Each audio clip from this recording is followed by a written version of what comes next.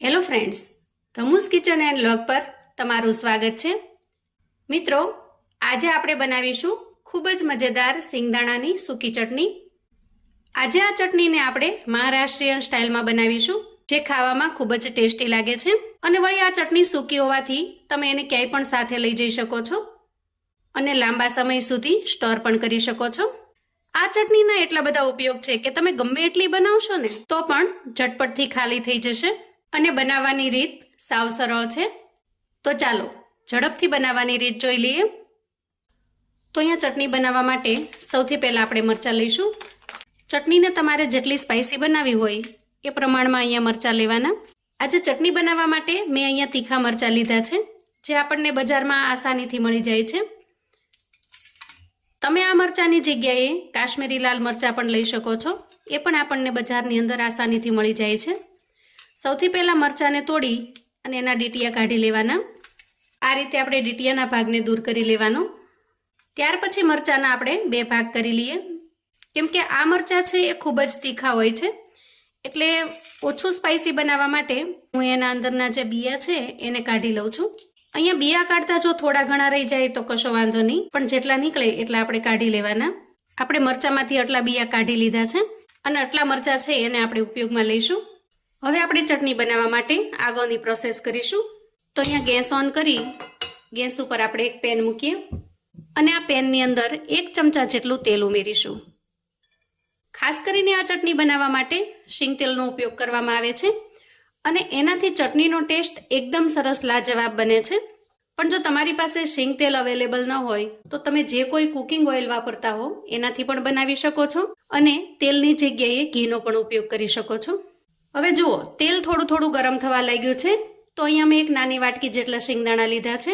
તો સૌથી પહેલાં આપણે ગરમ થયેલા તેલની અંદર શિંગદાણા ઉમેરી દઈએ. ચટણીની અંદર ઉમેરવાની બધી જ વસ્તુને આપણે થોડી ઘણી શેકી લેવાની છે, પણ જેને શેકાતા વધારે વાર લાગે છે એવી વસ્તુને આપણે પહેલાં ઉમેરીશું. તો સૌથી પહેલાં આપણે શિંગદાણા એટલા માટે ઉમેર્યા છે કે એને થોડી બીજી વસ્તુ કરતાં વધારે વાર લાગશે. ગેસની ફ્લેમને મીડિયમ રાખીશું. ઘણા લોકો છે એ આ ચટણીની અંદર તેલનો ઉપયોગ કરતા નથી, કેમ કે એને ઝડપથી વાપરી નાખવાની હોય છે. પણ આપણે જો લાંબા સમય સુધી સ્ટોર કરવી હોય તો એના અંદર થોડું તેલ વાપરવું જરૂરી છે, કેમ કે તેલ છે એ પ્રિઝર્વેટિવનું કામ કરે છે અને કોઈ પણ વસ્તુને લાંબા સમય સુધી રાખવી હોય તો આપણે એમાં પ્રિઝર્વેટિવ ઉમેરવું પડે છે. આ ચટણીને આપણે 6 મહિના સુધી સ્ટોર કરી શકીએ એ રીતે બનાવવાની હોવાથી મેં તેલનો ઉપયોગ કરેલો છે. હવે જુઓ, અહીંયા શિંગદાણા થોડા થોડા ચટકવા લાગ્યા છે અને એના ઉપરની જે સ્કીન છે એ પણ થોડી ફાટવા લાગી છે. હવે આ સ્ટેજે આપણે લસણ ઉમેરીશું. લસણ મેં શિંગદાણા કરતાં થોડું ઓછું હોય એટલું લીધેલું છે. અહીંયા લસણને વધારે પડતું શેકવાનું નથી, પણ એનું કાચાપણું દૂર થાય ત્યાં સુધી શેકી લેવાનું છે. જેવી રીતે શીંગ છે એ શેકાઈને એકદમ સરસ ક્રન્ચી થઈ જાય છે, એવી જ રીતે લસણને શેકવાથી એના અંદરનું જે મોઇસ્ચર છે, ભીનાશ છે એ ઓછી થઈ જશે.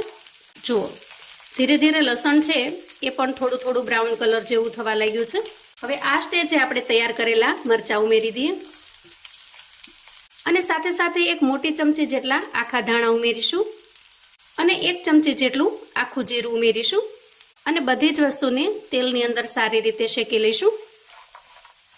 અહીંયા જેમ જેમ શેકાતું જશે ને એમ તમને શેકાવાની એકદમ સરસ સુગંધ પણ આવવા લાગશે.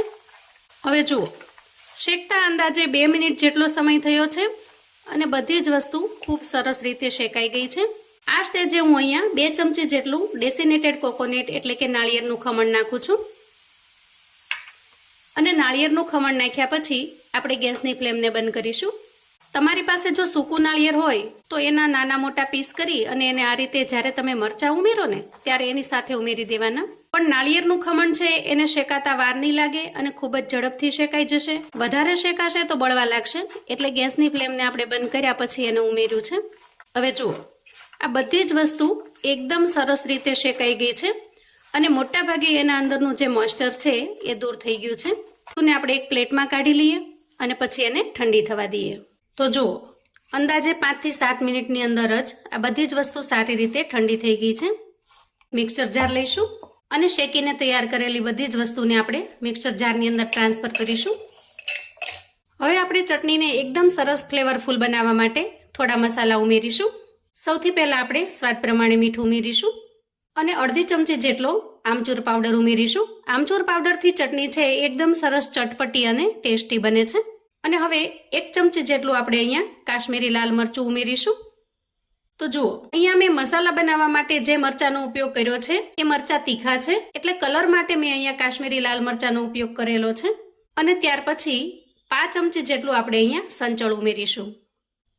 હવે જારનું ઢાંકણ ઢાંકી મિક્સચરને પલ્સ મોડમાં ચલાવી અને આપણે ચટણી બનાવીશું.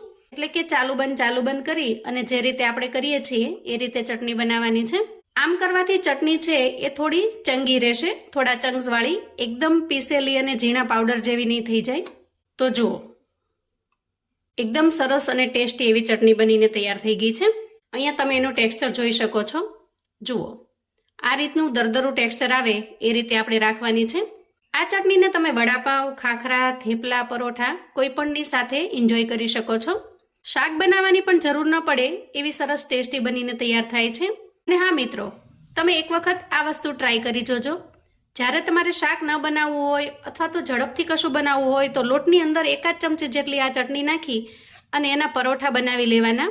અને પછી એ પરોઠાને તમારે એકદમ સરસ ઠંડા દહીંની સાથે પીરસવાના. એક વખત તમે આ બનાવી જોજો, ખરેખર ખૂબ જ ટેસ્ટી બને છે. અને આ ચટણીના એટલા ઉપયોગ છે કે તમે દરેક વસ્તુની અંદર આ ચટણીનો ઉપયોગ કરી શકશો. ખાસ કરીને મહારાષ્ટ્રમાં જે વડાપાઉં ખૂબ જ પ્રખ્યાત છે એના અંદર આ ચટણીનો ઉપયોગ કરવામાં આવે છે.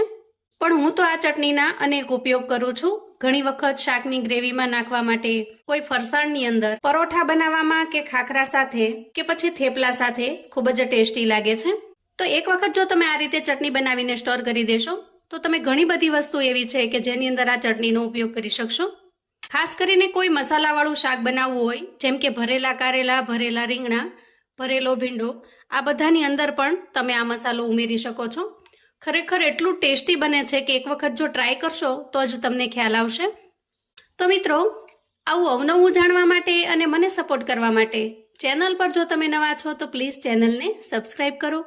વિડીયો ગમે તો લાઈક અને શેર કરો. તમારા સગા સંબંધી મિત્રોને પણ આપણી આજની એકદમ ટેસ્ટી એવી ચટણીની રેસિપી ચોક્કસથી શેર કરજો, જેથી એ લોકો પણ બનાવીને તૈયાર કરી શકે, એન્જોય કરી શકે અને એના પરિવારને પીરસી શકે. કોમેન્ટમાં મને ચોક્કસથી જણાવજો મિત્રો કે આજની આ ટેસ્ટી એવી ચટણીની રેસિપી તમને કેવી લાગી છે. ફરી મળીશું એક નવી રેસિપી સાથે. ત્યાં સુધી આવજો મિત્રો.